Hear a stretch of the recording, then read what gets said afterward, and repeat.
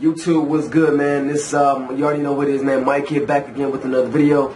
For any new viewers out there, please subscribe. I appreciate all y'all new viewers and subscribers. All I do is talk about boxing, so y'all, just listen to what I gotta say. So y'all see the title, man. We got Daniel Jacobs taking on JACOBS-TRUAX. They were supposed to fight on the undercard of Garcia and Lamont Peterson, April 11th. I think he's supposed to be in like the co-main event, if I'm not mistaken, for the WBA middleweight title. Obviously, I don't know, something happened, and so they're fighting on April the 26th in Chicago at the Pavilion, at the UIC Pavilion Center in Chicago, Illinois. Daniel Jacobs, JACOBS-TRUAX. Daniel Jacobs obviously 28-1 with 25 knockouts. JACOBS-TRUAX is 25-1 with 15 knockouts. So obviously Daniel Jacobs is from New York, Brownsville, New York. Is Mike Tyson's from Brownsville, and that's the toughest part of New York, or one of the toughest parts of New York. It takes a lot to make it out of there. I'm not from New York, but I heard about it. I've been in New York. Certain parts of it is rough. So JACOBS-TRUAX is from Minnesota. So I think this will be a good matchup for Daniel Jacobs. But this fight is on Spiketv, PBC on NBC. Excuse me, it's on NBC. It's gonna be on Spiketv, but it's in collaboration with PBC. So PBC, Spiketv, that type of thing. So April 26th, man, it's gonna be a great matchup. I think this is a good test for Daniel Jacobs once again, man. I mean, obviously, let's talk about Daniel Jacobs, man. I mean, obviously Daniel Jacobs got the power. He got the skills and the power to pretty much put anybody away. But sometimes his chin is kind of if you fight a guy that can punch hard enough, his chin is kind of, I don't know, man. Hold on. I should have picked his glove up. So I don't need to stop wearing his glove. So, Daniel Jacobs, like I said, he has skills and a lot of power. His only defeat was against this guy named Dimitri, fuck. These damn people from, hold on. I don't want to get his name wrong. Dimitri Pirog. Yeah, Dimitri Pirog. He's from Russia. He's He's from Russia.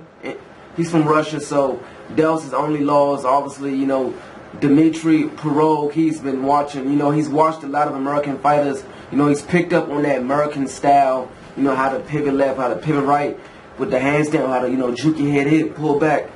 He pretty much watched a lot of American fighters and picked up the style from American fighters. And he just wasn't your typical Russian fighter, kind of a club fighter, come straight down the line, take some shots upside the head. He wasn't your type fighter like that. He watched a lot of American fighters, and he was basically, giving Daniel Jacobs, trouble since round 1, round 2, if I'm not mistaken. I mean, I saw that fight only probably twice, but I do remember he gave Daniel Jacobs trouble. I mean, Daniel Jacobs was obviously undefeated. Both guys undefeated. Matter of fact, Dimitri Pirog, he's still undefeated to this day. He's like 20-0 with 15 knockouts, and he hasn't had a fight since 2012. So after he beat Daniel Jacobs, he had like 2 fights after that.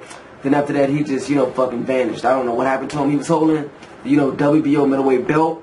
And then, he ain't fought in like 3 years, so I don't know what's going on with him. So obviously the belt went vacant, and that's part of the belt that, Peter Quillen is, fighting for against Andy Lee. But back to Daniel Jacobs, man. So in that fight, he was giving Daniel Jacobs, all the trouble in the world. Daniel Jacobs would try to land a right hand, and the guy would slide back. So Daniel Jacobs, I'm going to move a little closer. Then I guess Daniel Jacobs thought he would move closer and land a right hand. He would like lean in. While he leaned in, the guy sliding back and carrying him right over him. Or Daniel Jacobs would like jab, and the guy would just time his jab coming at him, and then throw a right hand over his jab. Like, the fight only lasted 4 rounds, man. I don't know if anybody out there seen it. If you've seen it, comment down below and let me know you saw it. He was counting right over, Daniel Jacobs' jab. I think he staggered Jacobs, I believe, in the 2nd or 3rd.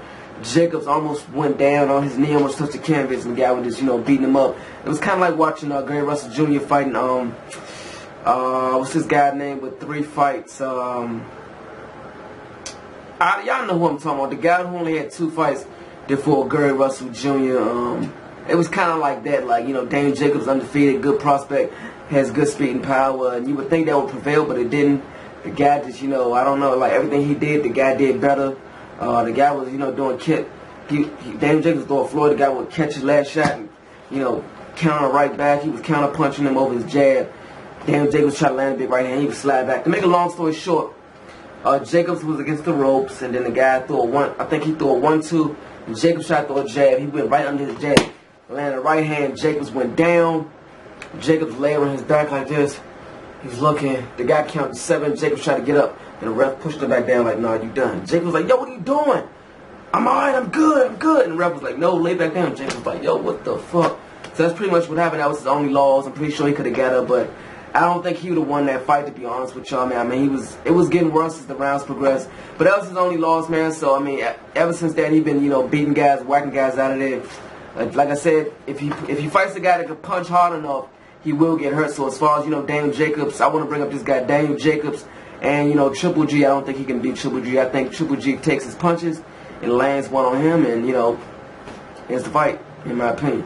So yeah, this guy he's fighting, JACOBS-TRUAX. Like I said, he's 25-1 with 15 knockouts. He pretty much he fought one, you know, future Hall of Famer, which is you know, Jermaine Taylor back I believe in 2012. In 2012, he fought Jermaine Taylor. In the fight, he lost, but he did knock Taylor down with a right hand in the 9th round. I think Taylor was winning, if I'm not mistaken, and the guy came through with a 1-2, and the right hand landed, and then Taylor kind of went down.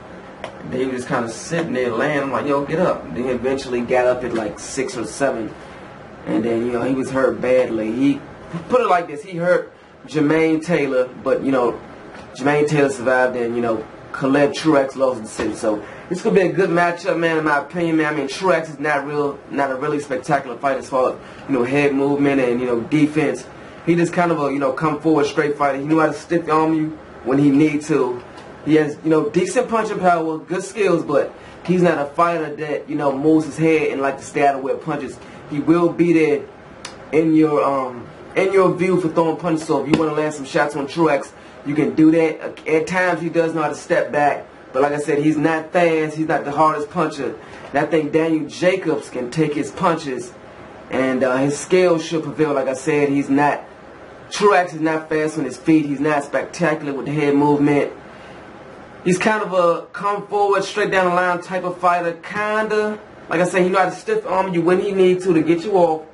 But he likes to come forward. He has the aggressive style, and he likes to, you know, work that way. So I think that plays into Daniel Jacobs' hands, and I think Daniel Jacobs, you know, I think he wins the fight. As far as, you know, knocking him out, I'm not sure about that. He might do it, but I think Truax is sturdy. I think he's sturdy guy.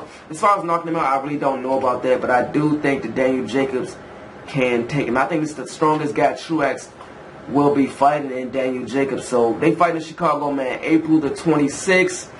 Spiketv, NBC. Y'all let me know what y'all think of this fight. And y'all holler at my mouth, alright? Peace.